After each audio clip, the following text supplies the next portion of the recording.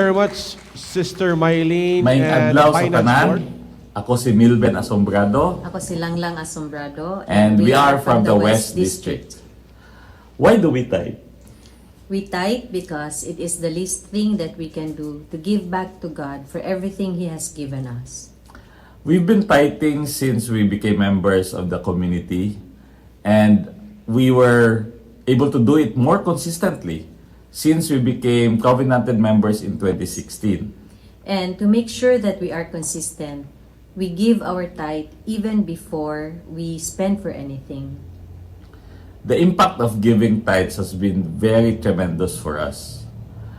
Every time we open our hand to give tithes to the Lord, we are also opening it to receive His abundant graces and blessings. And God has been very, very generous.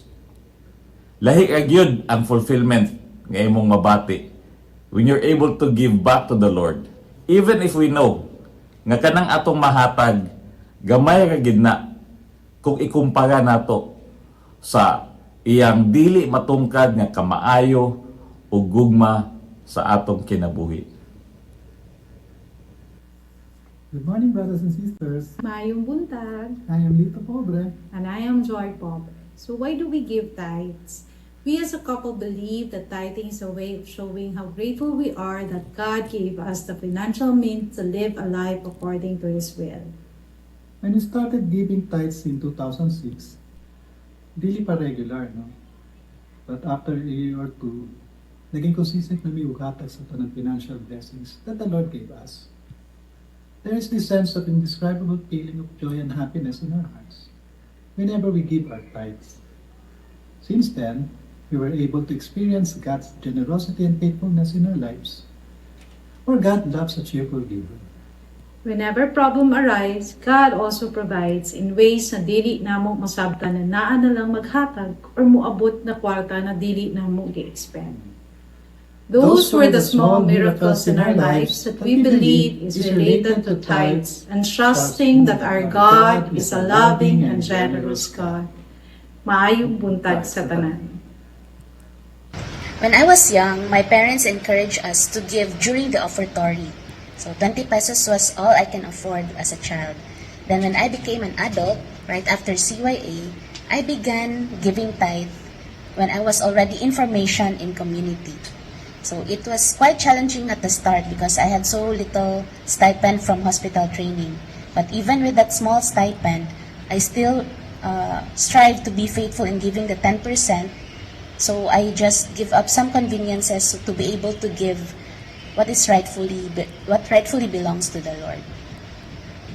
I also tithe because I have the same experience of being encouraged by my parents, and I was convinced since joining Lingkod and also in our foundation courses in community that tithing is an obedience, not only generosity but obedience and faithfulness to God's command in the scripture and in the Bible.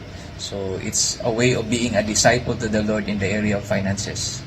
So what is the impact of tithing in our life? So 3 things. First, intimacy with the Lord. Second, confidence in the Lord. And third, eagerness in kingdom building. Intimacy with the Lord because tithing has allowed us to see up close and personal just how generous God is. And firsthand, I've experienced my own version of the multiplication of loaves, wherein I try to be faithful in small things, and God gives back so much more. Second, it strengthened my confidence in the Lord, allowing me to rely on Him and His provision even more. Through contributing tithes, we see the experience of eagerness to contribute to building God's kingdom, especially in the work of evangelization in our community. So we were able to experience opportunities wherein we were able to share more of what we have, and God multiplying it not only financially but also in terms of people that we are able to evangelize, and so they are now in the FC1, the batch in the Lighthouse CLS. So I think tithing is also a matter of mindset. Like we think that the 10% belongs to God. So I would not keep something that does not belong to me, especially if something that belongs to the Lord. So the 10% is not mine, it is not ours. The 10% belongs to God. So automatically, it should be given to Him. And for us, giving tithe is also a matter of growing in financial order as a disciple in community. It helps us to manage our financial resources so that it is in order and that we are able to give back to God the percentage He deserves, much more than He deserves, and also provide for our needs as a family and our daily expenses as well. It allows us to contribute not only to community but also in its mission to building God's kingdom in our evangelization, for mission, and also contribute to the parish and the formation of priests in St. John Vianney. It gives us joy and fulfillment in not only contributing to building God's kingdom and mission, but also, more importantly, being faithful, generous, and obedient to contributing to the work of the Lord. Hello, brothers and sisters. My name is Ria, and I started consistently tithing when I had my first corporate job. But I did it out of responsibility and obligation, and to be honest, I had a hard time giving my full tenth. However, over the years, the Holy Spirit convicted me.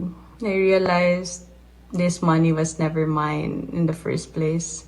It was God in His faithfulness who has entrusted to me these treasures here on earth. And who am I not to give back the first fruit of His faithfulness? I'm just here to steward the 90%. Through this shift of perspective, it changed the way that I view my spendings, my bills, my wants, my desires, the food, the travel, and all the other things. I have learned, with the help of the Holy Spirit, to work around what I have been given. If I cannot afford it now, then I wait, I save, and I plan better for the next time. Through tithing, I have learned contentment and trust. I know